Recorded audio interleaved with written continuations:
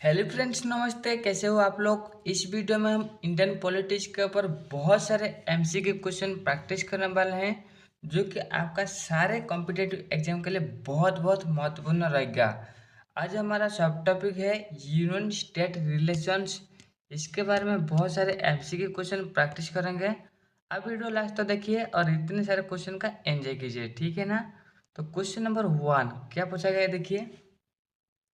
Which level of government in India financial stronger, यानी कि हमारे जो सरकार स्तर में किस लेवल जो फाइनेंशियल बहुत स्ट्रांग है, ठीक है ना। ऑप्शन देखिए, ऑप्शन देखकर इसका उत्तर गैस कीजिए या फिर कमेंट कीजिए क्या होगा इसका सटीक उत्तर।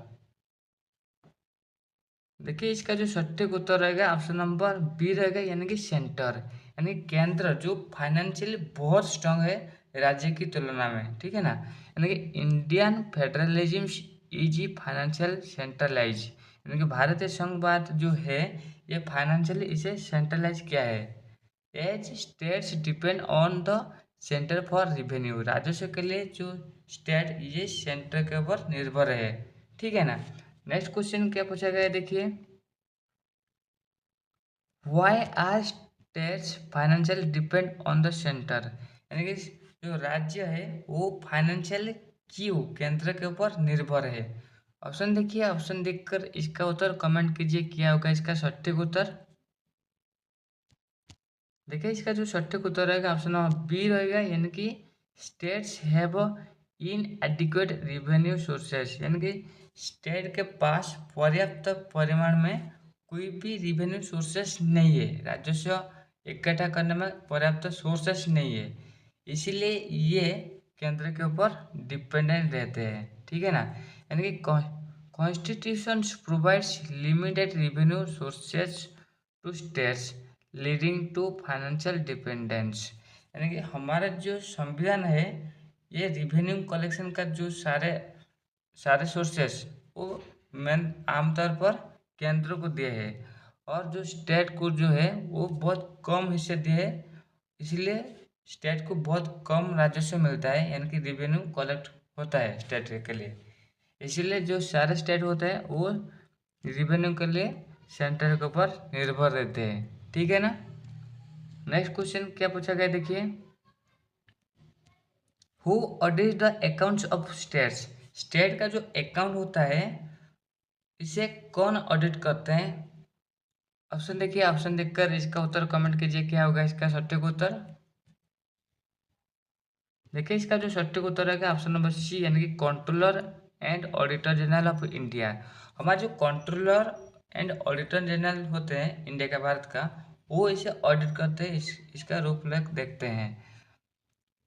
यानी कि सी ए जी, यानी controller auditor general audit states and union accounts to ensure financial accountability, यानी कि फाइनेंशियल अकाउंटेबिलिटी ठीक ठाक है, इसे सुनिश्चित करने के लिए सी A ji state and union का अकाउंट को तदारक करती है, ठीक है ना।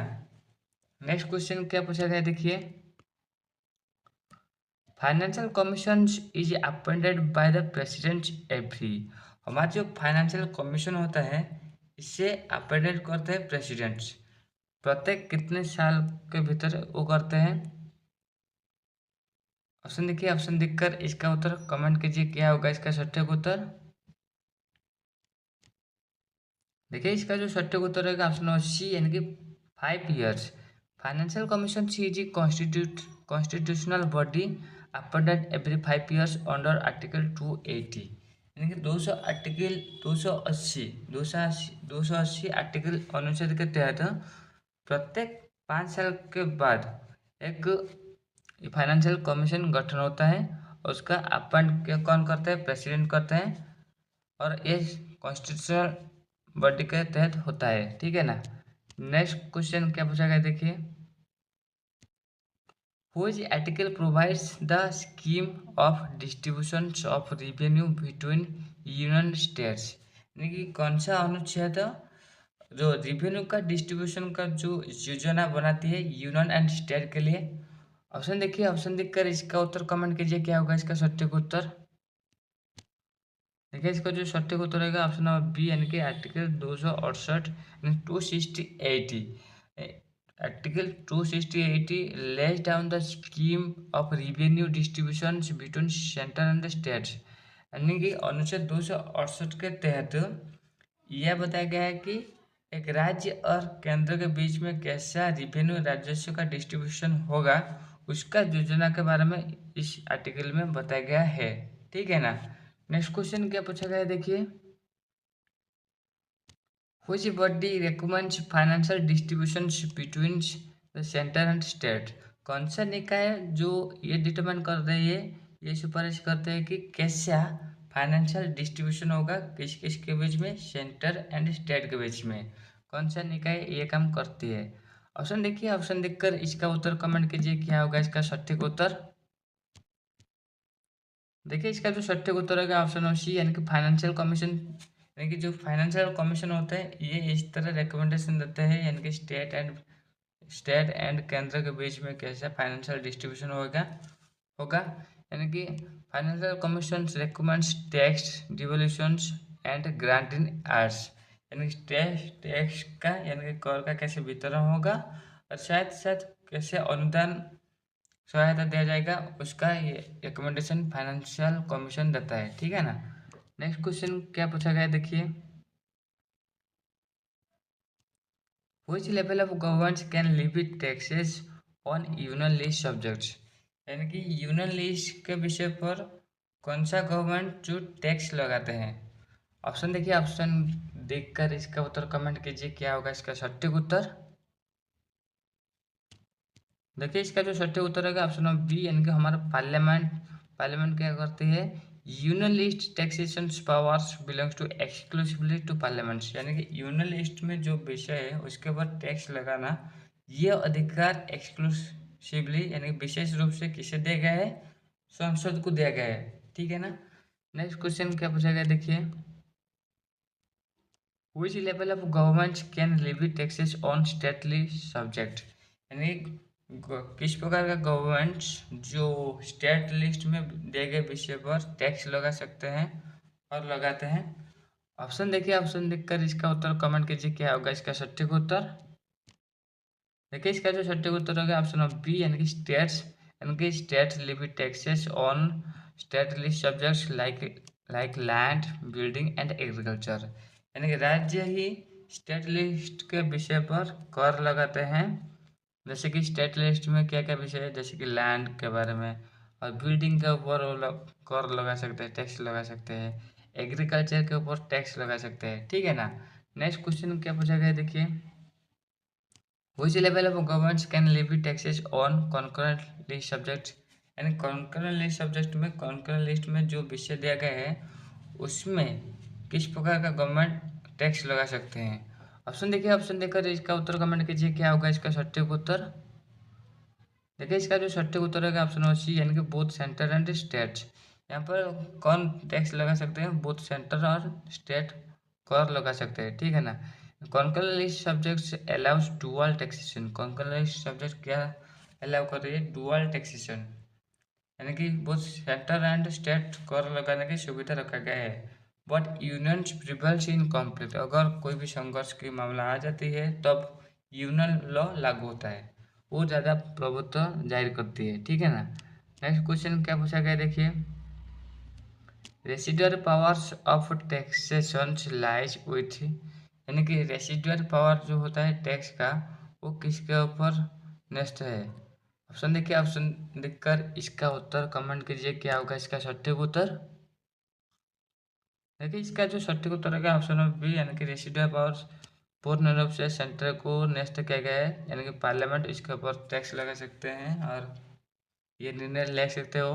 यानी आर्टिकल 248 एंड एंट्री 97 यानी प्रोविस्ट 97 एंड अनुच्छेद 248 के तहत ये जो न्यस्त किया गया है रेसिडुअल टैक्सेशन का पावर ये पार्लियामेंट को न्यस्त किया गया है। ठीक है ना, संसद को दिया गया है। नेक्स्ट क्वेश्चन क्या पूछा गया देखिए, which of the following is A residual tax impose by parliament, निम्नलिखित में से कौन सा एक रेसिडुअल टैक्स है। क्या है, रेसिडुअल टैक्स है जो कि पार्लियामेंट को पार्लियामेंट ही इम्पोज करता है इसे। ऑप्शन देखिए, ऑप्शन देखकर इसका उत्तर कमेंट कीजिए क्या होगा इसका सटीक उत्तर। देखिए इसका जो सटीक उत्तर रहेगा ऑप्शन ऑफ बी, यानी कि वेल्थ टैक्स, यानी कि जिसे हटा दिया गया है, पर ये वेल्थ टैक्स जो था ये एक रेसिडुअरी टैक्स था, ठीक है ना। Residuary taxation powers allows parliament to impose gift tax, expenditures and wealth tax, यानी gift tax, expenditure tax, wealth tax, ये रेसिडुअरी टैक्सेशन पावर के अंदर आती है और जिसे पार्लियामेंट ही इम्पोज करते हैं, ठीक है ना। नेक्स्ट क्वेश्चन क्या पूछा गया है देखिए, which of the following is a major source of non tax revenue for the centre. निम्नलिखित में से कौन से एक मेजर सोर्स है नॉन टैक्स रिवेन्यू का, नॉन टैक्स रिवेन्यू का मेजर सोर्स है केंद्र के लिए। ऑप्शन देखिए, ऑप्शन देखकर इसका उत्तर कमेंट कीजिए क्या होगा इसका सटीक उत्तर। देखिए इसका जो सटीक उत्तर रहेगा ऑप्शन नंबर सी, यानी कि रेलवे। रेलवे एक नॉन टैक्स रिवेन्यू है, नॉन टैक्स राजस्व है। जैसे कि railway, post, banking, broadcasting are major non tax revenue sources for centre. Railway के साथ साथ जैसे पोस्ट हो गया, बैंकिंग हो गया, ब्रॉडकास्टिंग हो गया, ये सारे मेजर नॉन टैक्स रिवेन्यू है किसके लिए, गवर्नमेंट के लिए, यानी कि सेंटर के लिए। Next, Which of the following is a major source of non-tax revenue for state? राज्य के लिए नॉन टैक्स रिवेन्यू का मेजर सोर्स क्या है, मेजर स्रोत क्या है, मुख्य स्रोत। ऑप्शन देखिए, ऑप्शन देखकर इसका उत्तर कमेंट कीजिए क्या होगा इसका सटीक उत्तर। देखिए इसका जो सटीक उत्तर होगा ऑप्शन नंबर सी, यानी कि irrigation.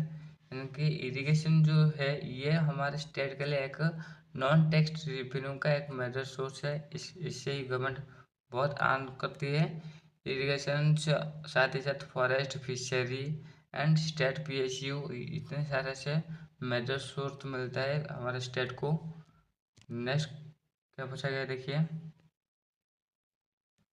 Who audits all accounts of the state. State का जो सारे अकाउंट्स हैं कौन उसे ऑडिट करते तदारक करते हैं। ऑप्शन देखिए, ऑप्शन देखकर इसका उत्तर कमेंट कीजिए क्या होगा इसका सटीक उत्तर। देखिए इसका जो सटीक उत्तर होगा ऑप्शन नंबर बी, यानी कि CAG, controller and auditor generals audit करते हैं to ensure constitutional compliance and transparency in state financial. ये संवैधानिक रूप से ये ठीक ठाक है और इसमें ट्रांसपेरेंसी है, पारदर्शिता है, ये सुनिश्चित करती है स्टेट फाइनेंशियल में। और इसे कौन सुनिश्चित करते हैं, जो कि CAG इसे तदारक करके सुनिश्चित करते हैं, ठीक है ना। नेक्स्ट क्वेश्चन क्या पूछा गया देखिए, which of the following is a non tax revenue of the centre. Centre के लिए निम्नलिखित में से कौन सा एक नॉन टैक्स रिवेन्यू है। ऑप्शन देखिए, ऑप्शन देखकर इसका उत्तर कमेंट कीजिए क्या होगा इसका सटीक उत्तर। देखिए इसका जो सटीक उत्तर होगा ऑप्शन सी, यानी कि railway and broadcasting. Railway and broadcasting ये क्या होता है, नॉन टैक्स रिवेन्यू होता है। क्या होता है, नॉन नॉन टैक्स रिवेन्यू होता है। Centres non tax revenue arise from services and enterprises like railway and broadcasting. यानी सेंटर कौन करता है, नॉन टैक्स रिवेन्यू अराइज करते हैं कहाँ से, सर्विसेज एंड एंटरप्राइजेस, एंटरप्राइजेस जैसे रेलवे एंड ब्रॉडकास्टिंग से ये कलेक्ट करते हैं, ठीक है ना। ये सेंटर का मुख्य स्रोत होता है नॉन टैक्स रिवेन्यू का। नेक्स्ट क्वेश्चन क्या पूछा गया है देखिए, which of the following is a non tax revenue for state. State के लिए निम्नलिखित में से कौन सा नॉन टैक्स रिवेन्यू होता है। ऑप्शन देखिए, ऑप्शन देखकर इसका उत्तर कमेंट कीजिए क्या होगा इसका सटीक उत्तर। देखिए इसका जो सटीक उत्तर रहेगा ऑप्शन नंबर सी, यानी फिशरी। यानी states are non tax revenue. State non tax revenue राजस्व कहाँ से पाती है, जो कि इरिगेशन से पाती मिलती है उसे, और फॉरेस्ट से, फिशरी से एंड स्टेट पीएसयू से उन्हें मिलता है। जैसे कि यहाँ पर ऑप्शन दिया गया था सी, तो हमारा ऑप्शन नंबर सी ठीक रहेगा। नेक्स्ट क्वेश्चन क्या पूछा गया देखिए, grant in aid to states are how many main types. Grant in aid यानी कि राज्य को सहायता का जो अनुदान दिया जाता है ये कितने प्रकार का होता है। ऑप्शन देखिए, ऑप्शन देखकर इसका उत्तर कमेंट कीजिए क्या होगा इसका सटीक उत्तर। जो कि सटीक उत्तर होगा ऑप्शन नंबर बी, यानी कि 2, यानी constitution provides two types of grant in aid, यानी कि दो प्रकार का होता है, जो कि एक ही होता है स्टेट्यूटरी यानी विधानिक होता है, एक होता है डिस्क्रेशनरी यानी कि विवेकाधीन होता है। नेक्स्ट क्वेश्चन क्या पूछा गया है देखिए, which type of grants is most important for state, एक राज्य के लिए किस प्रकार का ग्रांट सबसे जरूरी है। ऑप्शन देखिए, ऑप्शन देकर इसका उत्तर कमेंट कीजिए क्या होगा इसका सटीक उत्तर। देखिए इसका जो सटीक उत्तर होगा ऑप्शन नंबर बी यानी कि डिस्क्रिशनरी ग्रांट्स, यानी कि जो विवेकाधीन ग्रांट्स अनुदान दिया जाता है ये बहुत गुरुत्वपूर्ण रखता है। क्यों? क्योंकि discretionary grants are significant as states depends heavily on centre for funds, यानी कि राज्य में रिवेन्यू कलेक्शन करने का बहुत सारा स्रोत नहीं होता है, इसीलिए पूरा हेवीली डिपेंड किसके ऊपर रहता है, केंद्र के ऊपर। और इसके तहत जो डिस्क्रिशनरी ग्रांट होता है ये बहुत मायनिंग रखती है, बहुत सिग्निफिकेंट बन जाती है। नेक्स्ट क्वेश्चन क्या पूछा गया देखिए, statutory grants are recommended by, यानी कि जो स्टेट्यूटरी ग्रांट्स होते हैं इसका सुपारिश कौन करते हैं। ऑप्शन देखिए, ऑप्शन देखकर इसका उत्तर कमेंट कीजिए क्या होगा इसका सटीक उत्तर। जो स्टेट्यूटरी ग्रांट्स होता है इसका रेकमेंड कौन करते हैं। देखिए इसका जो सटीक उत्तर रहेगा ऑप्शन नंबर ए रहेगा, यानी कि फाइनेंशियल कमीशंस। हमारे जो फाइनेंशियल कमीशन होते हैं ये स्टेट्यूटरी ग्रांट का रिकमेंडेशन करते हैं, यानी कि सिफारिश करते हैं, यानी कि स्टेट्यूटरी ग्रांट्स जो आर्टिकल 275 में है are recommended by the financial commissions and are obligatory.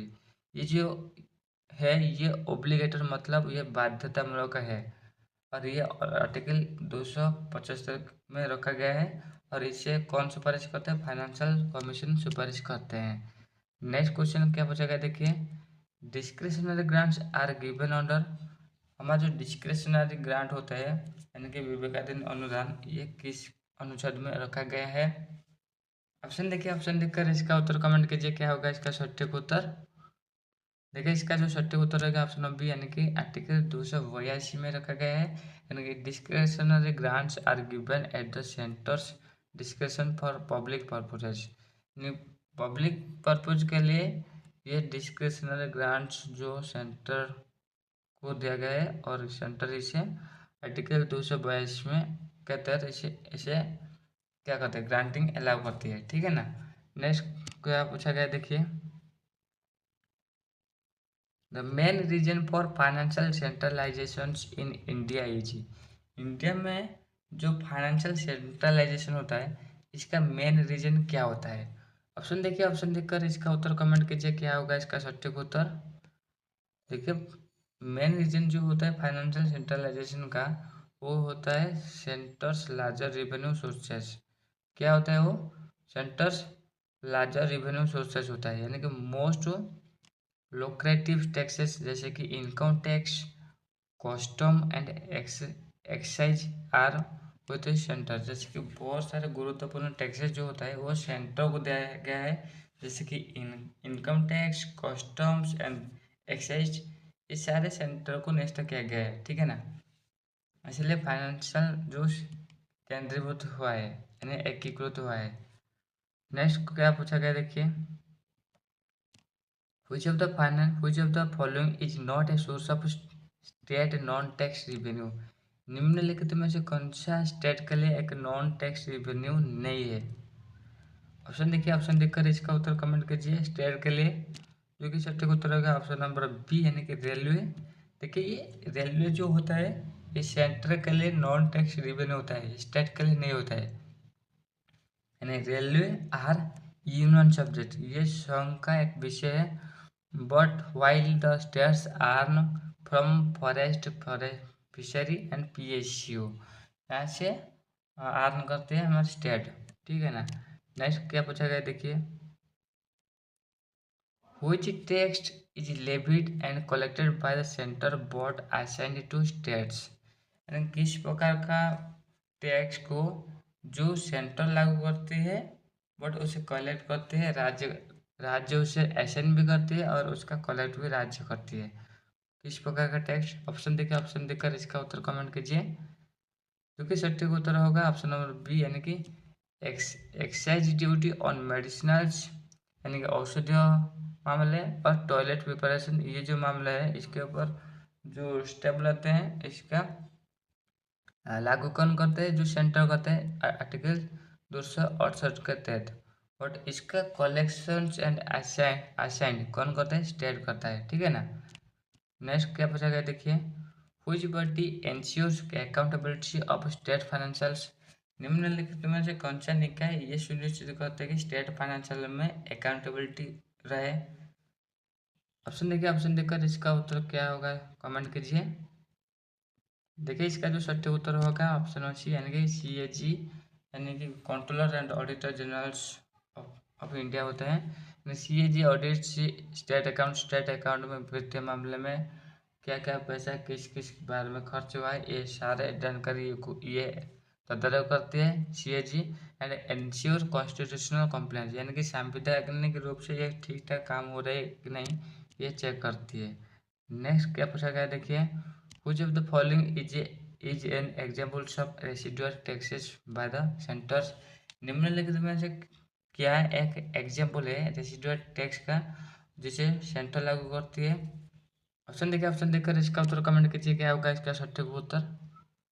देखिए इसका जो सटीक उत्तर होगा ऑप्शन बी यानी कि गिफ्ट टैक्स होता है, यानी कि residual taxation powers allow parliament to levy gift tax and expenditure tax. यानी कि जो रेसिडुअल टैक्स होता है इस प्रकार का अधिकार हमारे संसद को दिया गया है, जो कि गिफ्ट टैक्स लागू करते हैं और एक्सपेंडिचर टैक्स लागू करते हैं। नेक्स्ट क्वेश्चन क्या पूछा गया देखिए, the ultimate financial dependence of states on the centre is shown through. यानी कि निम्नलिखित में कौन सा लाइन ये दर्शा रही कि एक स्टेट अल्टीमेटली फाइनेंशियल डिपेंड किसके ऊपर रहता है, केंद्र के ऊपर रहता है। ऑप्शन देखिए, ऑप्शन देखकर इसका उत्तर कमेंट कीजिए क्या होगा इसका सटीक उत्तर। देखिए इसका जो सटीक उत्तर होगा ऑप्शन नंबर सी यानी कि ग्रांट इन एड सिस्टम होता है। यानी कि ग्रांट इन एड होता है सिस्टम, जैसे कि सहायता का अनुदान, ये जो व्यवस्था होता है सहायता किसे दिया जाता है, जिसने डिपेंड रहा है, ठीक है ना। यानी state release on centre, centre के ऊपर फुल्ली डिपेंड रहता है फाइनेंशियल असिस्टेंस, किसके लिए, फाइनेंशियल असिस्टेंस के लिए बिया ग्रांट इन एड। यानी कि जो इस सहायता का अनुदान के माध्यम से फाइनेंशियल असिस्टेंस के लिए, फाइनेंशियल सपोर्ट के लिए स्टेट केंद्र के ऊपर निर्भर रहता है। नेक्स्ट क्वेश्चन क्या पूछा गया देखिए, which list provides states the exclusive powers to levy taxes। निम्नलिखित में से कौन सा सूची, कौन सा विशेष स्टेट को एक्सक्लूसिवली पावर दे रही है, विशेष रूप से अधिकार दे रही है कि वो लागू कर सकते हैं, किस प्रकार का विषय को वो लागू कर सकते हैं, उसके ऊपर टैक्स लागू कर सकते हैं। देखिए इसका जो सटीक उत्तर होगा ऑप्शन बी रहेगा यानी कि स्टेट लिस्ट। यानी कि state list includes taxes like land, buildings and agriculture income. ये जो इतने सारे विषय पर जो लागू करते हैं ये स्टेट लिस्ट में ये रखा गया है ये विषय, जिसके ऊपर स्टेट ही टैक्स लगा सकते हैं, लेवी कर सकते हैं। नेक्स्ट क्वेश्चन क्या पूछा गया देखिए, the residuary taxation powers was borrowed from the. यानी कि जो रेसिडुअरी टैक्सेशन पावर होता है ये बोरो कहाँ से बोरो किया गया है। ऑप्शन देखिए, ऑप्शन देखकर इसका उत्तर कमेंट कीजिए क्या, किस संविधान से, किस देश का संविधान से ये जो रेसिडुअल टैक्सेशन पावर को हम बोरो किए हैं, क्या होगा इसका सटीक उत्तर। देखिए इसका जो सटीक उत्तर रहेगा ऑप्शन बी यानी कि कनाडियन कॉन्स्टिट्यूशन से हम इसे बोरो किए हैं। यानी Indian federalism follows Canadian models of residual powers with centres. यानी कि हमारा जो संघवाद है ये कनाडियन मॉडल को फॉलो कर रही है रेसिडुअल पावर सेंटर को दिए जाने बाद में, ठीक है ना। नेक्स्ट क्वेश्चन क्या पूछा गया देखिए, the principles of financial dependency of states list two. यानी कि जो प्रिंसिपल है, जो सिद्धांत है फाइनेंशियल डिपेंडेंसी रहता है स्टेट का, ये किस तरह का होता है। ऑप्शन देखिए, ऑप्शन देखकर इसका उत्तर कमेंट कीजिए कि ये लाइन ये डेडिकेट कर रही है कि स्टेट फाइनेंशियली डिपेंडेंट रहता है सेंटर के ऊपर। देखिए इसका जो सटीक उत्तर रहेगा ऑप्शन नंबर बी रहेगा यानी कि strong centre and weak state. यानी सेंटर को स्ट्रॉन्ग बनाएंगे एंड वीक स्टेट, इसलिए अगर वीक है उसके ज़रूरत है और वो फाइनेंशियली जो मदद चाहिए उसे वो स्टेट को सेंटर देती है, यानी फाइनेंशियल डिपेंडेंसी सेंटर्स डोमिनेंस इन फेडरलिज्म। संघवाद में सेंटर ही डोमिनेंस कर रही है फाइनेंशियल मामले में। नेक्स्ट क्या पूछा गया देखिए, overall financial relations in India indicates. India का जो ओवरऑल फाइनेंशियल रिलेशंस होता है ये क्या इंडिकेट कर रही है। ऑप्शन देखिए, ऑप्शन देखकर इसका उत्तर कमेंट कीजिए क्या होगा इसका सटीक उत्तर। देखिए इसका जो सटीक उत्तर रहेगा ऑप्शन नंबर बी रहेगा, यानी कि फिस्कल फेडरलिज्म विद सेंट्रल बायस। यानी कि हमारा जो संघवाद में जो होता है ये फिस्कल फेडरलिज्म होता है और सेंटर को ज़्यादा प्रभुत्व दिया गया है, यानी कि इंडियन फिस्कल फेडरलिज्म फेवर्स, ये किसके फेवर में है, सेंटर के फेवर में है, जो कि क्वासी फेडरल नेचर को शो कर रही है, दर्शा रही है। ठीक है ना। नेक्स्ट क्वेश्चन क्या पूछा गया देखिए, article 275 deals with which type of grant, ये किस प्रकार का ग्रांट से डील कर रही है। ऑप्शन देखिए, ऑप्शन देखकर इसका उत्तर कमेंट कीजिए क्या होगा इसका सटीक उत्तर। देखिए इसका जो सटीक उत्तर रहेगा ऑप्शन नंबर बी, यानी कि स्टैट्यूटरी ग्रांट्स, यानी कि वैधानिक ग्रांट जो होता है अनुदान होता है, इससे ये डील कर रही है। यानी कि article 275 provide the statutory grants to needy states from the consolidated funds of India, यानी कि जिस स्टेट के लिए बहुत जरूरी है, आवश्यक है फंडिंग का, उससे कंसोलिडेटेड फंड ऑफ इंडिया से फंडिंग मिलती है और जिसको स्टैट्यूटरी ग्रांट के तहत दिया जाता है। तो ये वैधानिक ग्रांट मिलता है और ये मैंडेटरी होता है। ठीक है ना। नेक्स्ट क्या पूछा गया देखिए, statutory grants under article 275 are given to, किसे दिया गया है स्टैट्यूटरी ग्रांट्स। ऑप्शन देखिए, ऑप्शन देकर इसका उत्तर कमेंट कीजिए क्या किसे दिया जाता है, यानी कि वैधानिक जो अनुदान से किसे दिया जाता है। देखिए इसका जो सटीक उत्तर होगा ऑप्शन नंबर सी, यानी कि निडी स्टेट, जिस राज्य को सहायता की जरूरत है उस राज्य को स्टैट्यूटरी ग्रांट मिलती है, यानी only needy states receive statutory grants, not every states. जितने सारे निडी स्टेट होते हैं उनको ही ये ग्रांट मिलती है, सारे स्टेट को नहीं मिलती है। ठीक है ना। निडी स्टेट जैसे कि हमारा हो गया असम हो गया, मणिपुर हो गया, अरुणाचल प्रदेश हो गया, मेघालय हो गया, मिजोरम हो गया, नागालैंड, सिक्किम, त्रिपुरा, हिमाचल प्रदेश एंड उत्तराखंड, जम्मू कश्मीर, ये सारे जो होते हैं इसमें ज़्यादा रिवेन्यू कलेक्ट नहीं होता है। ठीक है ना। ये सारे निडी स्टेट होते हैं, उनको ज़्यादा स्टैट्यूटरी ग्रांट्स मिलती है। नेक्स्ट क्या बचा गया देखिए, which fund is used for giving statutory grants to states।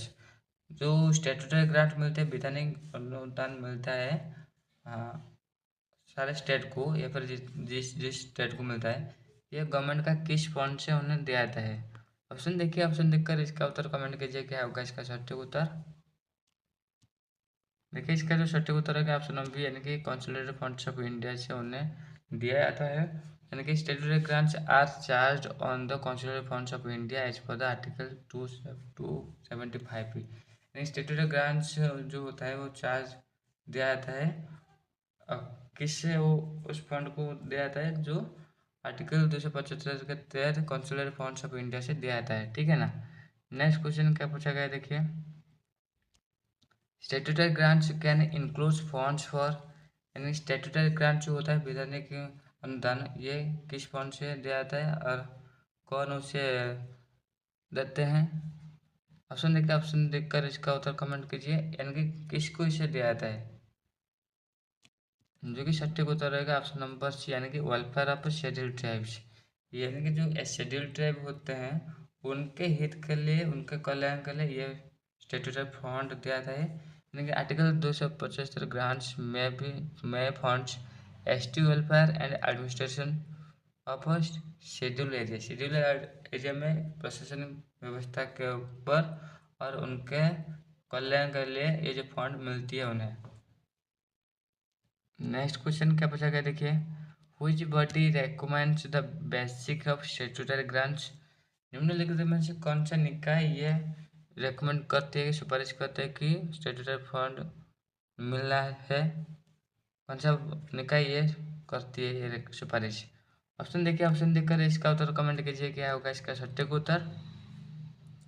देखिए इसका जो सटीक उत्तर रहेगा ऑप्शन नंबर सी, यानी कि फाइनेंशियल कमीशन ही ये सिफारिश करते हैं कि क्राइटेरिया सेट करते हैं स्टेटरी ग्रांट्स का for the states.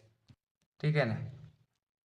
Next question क्या पूछा गया देखिए, आर्टिकल 275 स्टेटरी ग्रांट्स में also include special funds for, यानी स्पेशल फंड किसके लिए दिया जाता है? देखिए ऑप्शन देखिए, उत्तर कमेंट कीजिए। इसका जो सटीक उत्तर होगा ऑप्शन नंबर ए, यानी कि शेड्यूल एरियाज एडमिनिस्ट्रेशन के लिए उन्हें दिया जाता है स्टेट्यूटरी फंड ग्रांट मिलती है, यानी कि statutory grants of one rises the administration levels of schedule area. Schedule area के प्रशासनिक व्यवस्था के लिए ये स्टेट्यूटरी ग्रांट्स मिलती है। नेक्स्ट क्वेश्चन क्या पूछा गया देखिए, article 282 provides for which type of grants. 282 अनुच्छेद जो है एक किस प्रकार का अनुदान दे रही है? ऑप्शन देखिए, ऑप्शन देखकर इसका उत्तर कमेंट कीजिए, क्या होगा इसका सटीक उत्तर। देखिए इसका जो सटीक उत्तर होगा ऑप्शन नंबर बी, यानी कि डिस्क्रिशनरी ग्रांट्स ये प्रोवाइड कर रही है, प्रदान कर रही है, यानी कि article 282 allow centre and states to give discretionary grants for public purposes. Public purpose के लिए जो डिस्क्रिशनरी यानी कि विवेकाधीन अनुदान होता है ये ग्रांट करते हैं, और यह अनुच्छेद 282 में है, और ये सेंटर स्टेट को देते हैं। नेक्स्ट क्वेश्चन क्या पूछा गया देखिए, what is the key features of discretionary grants under article 282। Discretionary grant का क्या विशेषत्व, मुख्य विशेषत्व क्या होता है अनुच्छेद 282 के तहत? ऑप्शन देखिए, ऑप्शन देखकर इसका उत्तर कमेंट कीजिए, क्या होगा इसका सटीक उत्तर। देखिए ये क्या होता है ना, ये ऑप्शनल होता है, ये मैंडेटरी नहीं होता है। बट देखिए discretionary grants are optional unlike the statutory grants are mandatory. यानी स्टैट्यूटरी यानी विधानिक ग्रांट जो होता है, अनुदान जो होता है, ये स्टेट को दिया जाता है कॉन्स्टिट्यूशनल फंड्स ऑफ इंडिया से, ये मैंडेटरी होता है। बट तो डिस्क्रिशनरी यानी कि ये केंद्र के विवेक पर आधारित है, हाँ इसे दिया जाना चाहिए, ये पर नहीं, वो सिचुएशन को देकर सिचुएशन को तदारक करके वो देते हैं। ठीक है ना। नेक्स्ट क्वेश्चन क्या पूछा गया देखिए, discretionary grants can be given for, discretionary grants given किसे दिया जाता है? ऑप्शन देखिए, ऑप्शन देखकर इसका उत्तर कमेंट कीजिए, क्या होगा इसका सटीक उत्तर। देखिए इसका जो सटीक उत्तर होगा ऑप्शन नंबर ए, यानी कि public purpose even outside outside legislation. यानी कि डिस्क्रिशन ग्रांट्स जो होता है कैन बी गिवन फॉर, किससे दिया जाता है? पब्लिक पर्पज के लिए इसे दिया जाता है। ठीक है ना। Even outside legislative competence, discretionary grant can be given किसे दिया जाता है? पब्लिक पर्पज के लिए दिया जाता है, इवन आउटसाइड लेजिस्लेटिव कॉम्पिटेंस। ठीक है ना। नेक्स्ट क्वेश्चन क्या पूछा गया देखिए, ओके यहाँ पर भी एक्सप्लेनेशन दिया गया है, यानी कि article 282 allows grants for any public purposes, यानी पब्लिक पर्पजेस के लिए दिया जाता है irrespective of the legislative competence. यानी कि यहाँ पर जो विधायक यानी कि आइनगत जो लेजिस्लेटिव मैटर होता है, कानूनीगत मामले, यहाँ पर विरोध नहीं होता है। ठीक है ना।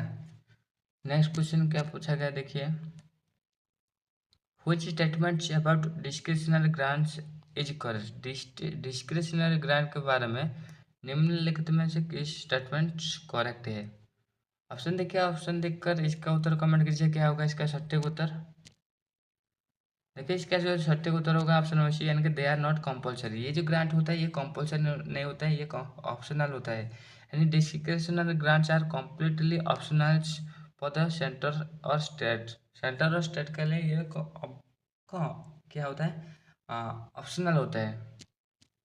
नेक्स्ट क्या पूछा गया देखिए, which list gives states the exclusive rights to legislate on certain subjects. निम्नलिखित में से कौन सा सूची स्टेट को एक्सक्लूसिव राइट दे रही है कि वो लेजिस्लेट कर सकते हैं कुछ विषय के मामले में, उस सूची में दिए गए विषय पर? ऑप्शन देखिए, ऑप्शन देखकर इसका उत्तर कमेंट कीजिए क्या होगा इसका सटीक उत्तर, जो कि सटीक उत्तर होगा ऑप्शन नंबर बी, यानी कि स्टेट लिस्ट में जितने सारे विषय रखा गया है उसके ऊपर स्टेट ही लेजिस्लेट कर सकते हैं, यानी कि state list subject are the under exclusive jurisdictions of state legislature. राज्य विधानमंडल मंडल का पास ये क्षेत्राधिकार है कि वो उसके ऊपर लेजिस्लेट कर सकते हैं। नेक्स्ट क्वेश्चन क्या पूछा गया देखिए, examples of state list taxation includes, state list में जो टैक्सेशन है निम्नलिखित में से क्या एक एग्जाम्पल है। देखिए ये जो सटीक उत्तर होगा ऑप्शन नंबर ए होगा, यानी कि लैंड रेवेन्यू एंड प्रॉपर्टी। देखिए लैंड रेवेन्यू एंड प्रॉपर्टी जो होता है ये स्टेट लिस्ट में रखा गया है, यानी कि states can tax land property agriculture and local services under the state list. State list में जितने विषय है उसके ऊपर ये कर लगा सकते हैं, टैक्स लगा सकते हैं।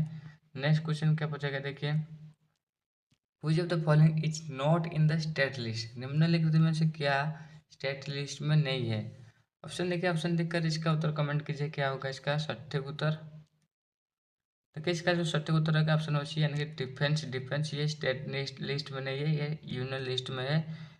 या और बाकी सारे जो ऑप्शन है जैसे कि पुलिस हो गया, डिफेंस हो गया, एग्रीकल्चर हो गया, हेल्थ हो गया, पुलिस ही एग्रीकल्चर हेल्थ, ये सारे सब्जेक्ट लिस्ट में स्टेट लिस्ट में जा रही है।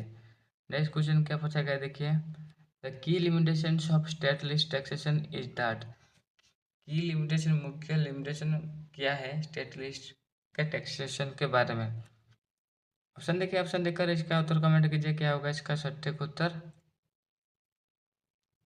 देखिए ये जो होता है ऑप्शन नंबर बी रहेगा, यानी कि it has very few lucrative taxes, यानी कुछ कम विषय के ऊपर वो टैक्स लगाते हैं, सारे विषय के ऊपर नहीं लगा पाते हैं, और ये ज़्यादा प्रॉफिटेबल नहीं होता है, यानी state taxes are less profitable होता है, making states financial dependence on centre, जिसलिए वो फाइनेंशियल डिपेंडेंट होते हैं किसके ऊपर, सेंटर के ऊपर, ठीक है ना। नेक्स्ट क्या पूछा गया देखिए, which of the following taxes are levied exclusively by states, निम्नलिखित में से किस प्रकार का टैक्स जो एक्सक्लूसिवली लगाने की जो शक्ति है वो स्टेट का है।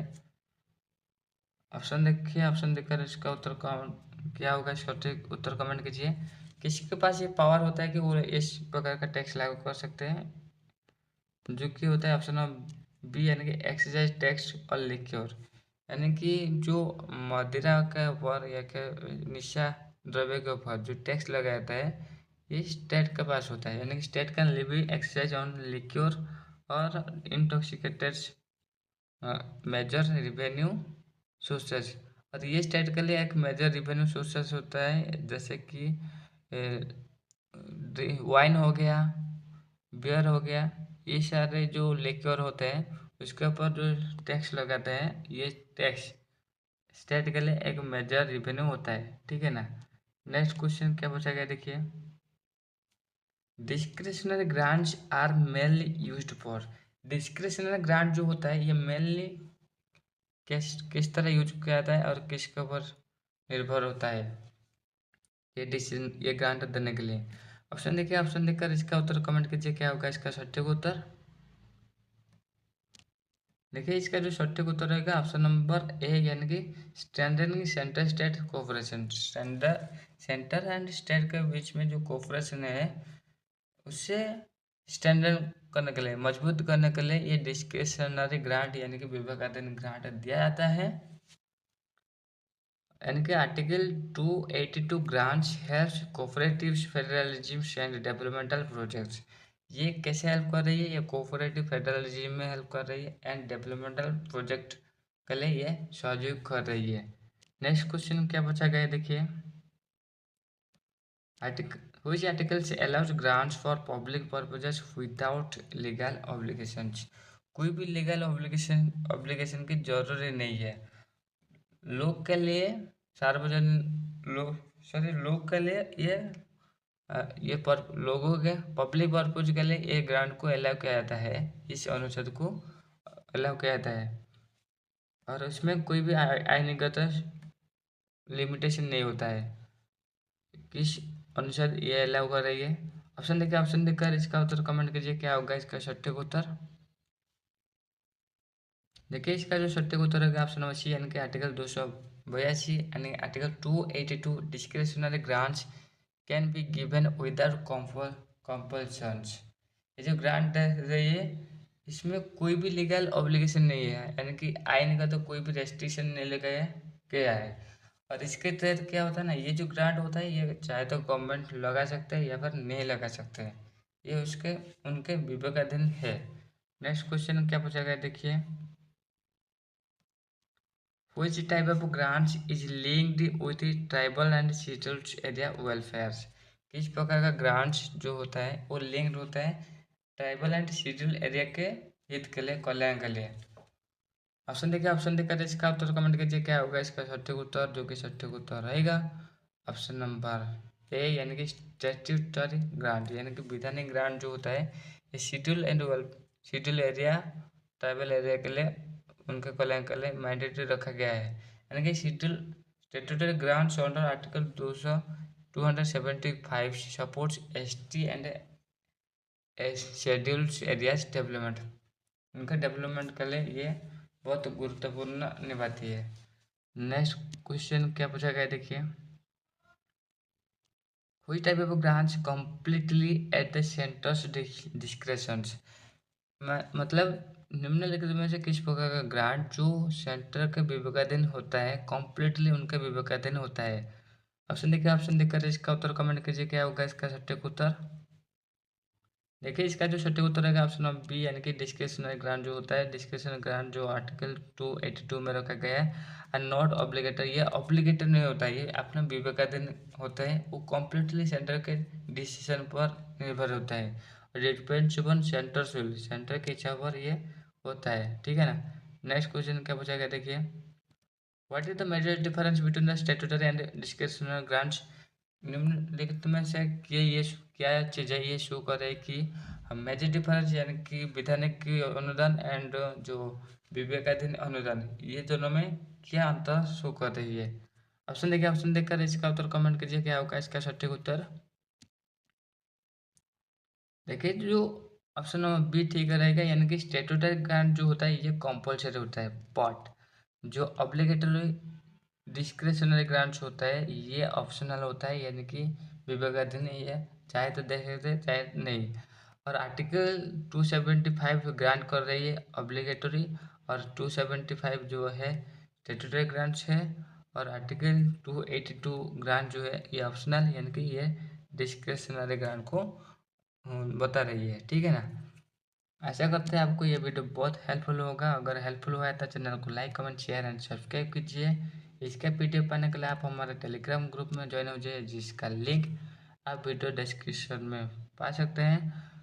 और इस तरह बहुत सारे एमसीक्यू क्वेश्चन का प्रैक्टिस सीरीज देखने के लिए आप इस प्लेलिस्ट को जरूर विजिट कीजिए, जिसका लिंक आप वीडियो डिस्क्रिप्शन में पा सकते हैं। So guys, thank you for watching this video.